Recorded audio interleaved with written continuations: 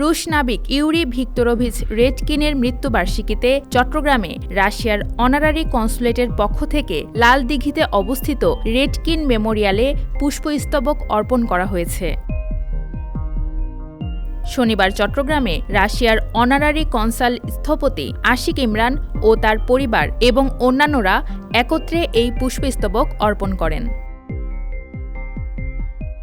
স্মরণ করছি ইউরি রেডকিনের এই অবদান।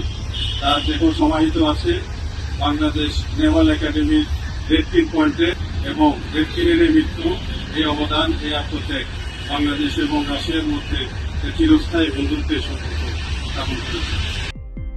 ইউরি রেডকিন ছিলেন প্রাক্তন সোভিয়েত ইউনিয়নের একজন নাবিক। স্বাধীনতা যুদ্ধ পরবর্তী কর্ণফুলী নদীতে ডুবে যাওয়া জাহাজ উদ্ধার ও পাকিস্তানি সেনাবাহিনীর পুঁতে রাখা মাইন অপসারণ করতে গিয়ে মারা যান তিনি।